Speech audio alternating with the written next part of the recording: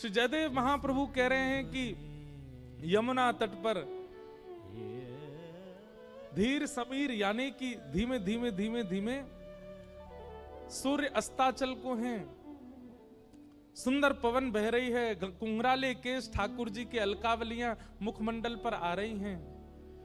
वृंदावन की शाम आज भी सुंदर होती है। उस समय की कैसी रहती होगी, जहां पवन मंदिराचल पर्वत की चंदन की सुगंधियों को लपेट करके बहता है। यमुना जी की कलकल करती धार कभी कभी ठाकुर जी की ओर देखती हैं तो रुक जाती हैं। ठाकुर जी अपने मुखमंडल को थोड़ा सा तिरछा करते हैं। अच्छा, मैंने कथा में बताया वंशी, वेणु और मुरली, ये तीन संकेतों में ठाकुर जी की आकृति बदलती है।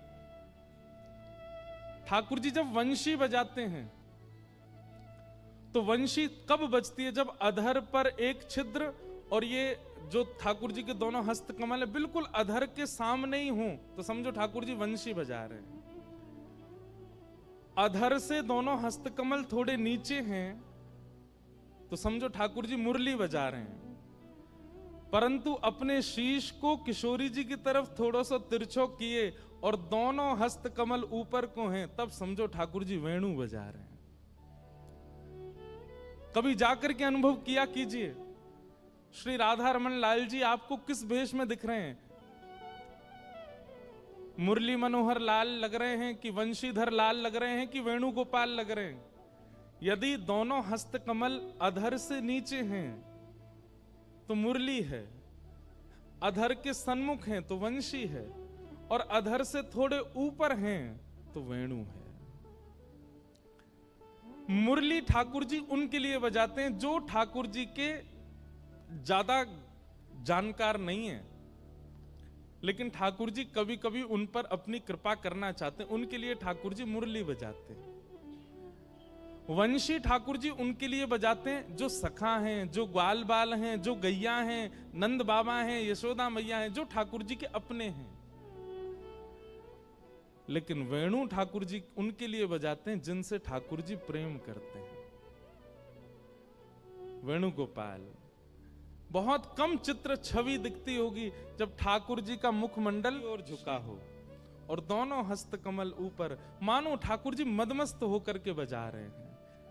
उस समय जो स्वर निकलता है वेणु का वो है सवनस राग। श्रीमद् भागवत के युगल गीत में उसका वर्णन है।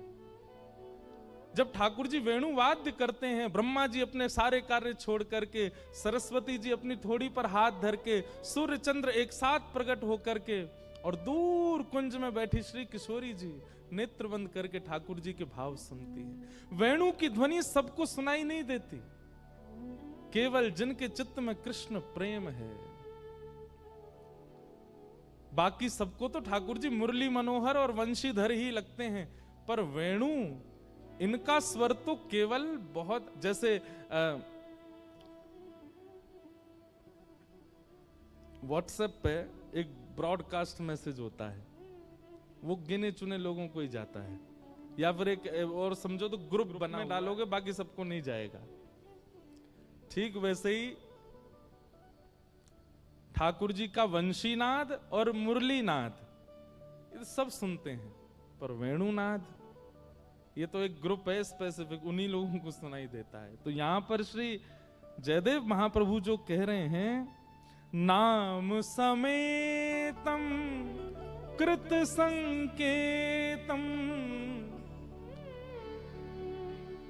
किलोमीटरों दूर अपने घर में भोजन बना रही गोपी को ठाकुर जी को बुलाना है तो उसकी वेणु ऐसी बजाएंगे कि वही को नाम व ध्वन में जाएगा। नाम समेतम कृत संकेतम। गोपी को धुन नहीं सुनाई देती, शब्द सुनाई देता है। अरे चल, तू क्या कर रही है, मैं तेरी प्रतीक्षा कर रहा हूं, जल्दी आ। बंधुओं एक बात कहें, कथा में भी मुरली, वंशी और वेणु ये तीनों रूप धारण करती है वक्ता की वाणी। किसी किसी को कथा में मुरली सुनाई देती है। मुरली मतलब हाँ बढ़िया है, टाइम पास तो अच्छा हो जाता है कथा में। उनको एक केवल कथा इतनी लगती है, अच्छा है, मन तो लगता है। पर कुछ लोगों को वंशी सुनाई देती है। वंशी कैसी होती है? जो पहले से सुनते आ रहे हैं और अब भी सुन करके और आनंदित हो गए। लेकिन कुछ ही लोगों को, और कुछ ही मतलब हजारों में से 2 या 3 लोगों को वेणु सुनाई देती है। और वेणु सुनने के बाद क्या होता है? ताली पहले बजा के सबरो काम खराब कर दियो। वेणु सुन के क्या होता है? आपको ये नहीं लगेगा कि यहां 1000 लोग बैठे हैं, आपको लगेगा केवल मैं बैठा हूं और ये कथा केवल मुझे सुना रहे हैं। और वेणु की ध्वनि, वक्ता की वाणी वेणु लगने लग जाए तो फिर क्या होगा? फिर एक क्षण भी आप रह नहीं पाओगे यहां। तुरंत लगेगा कि बस चलो वृंदावन, अभी चलो, कोई ले जाए बस हमें। वो वेणु है। ठाकुर जी गोपी गीत के समय वेणु बजाते हैं, रास में वेणु बजाते हैं, गिरिराज धारण के समय वंशी बजाते हैं, अन्य अन्य स्थानों पर वंशी मुरली बजाते हैं। पर वेणु गीत में वहां पर वर्णन आता है ना कि कैसे गोपियां,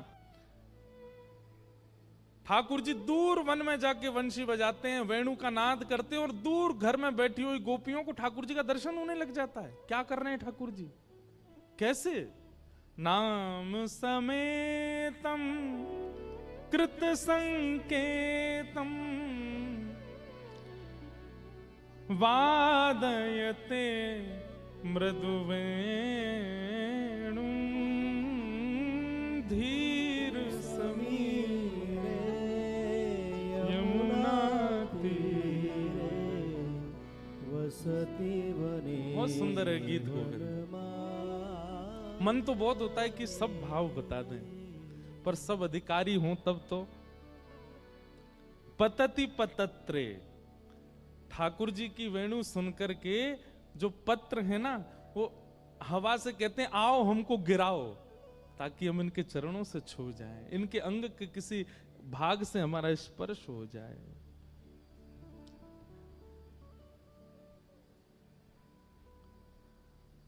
पतति पतत्रे विचलति पत्रे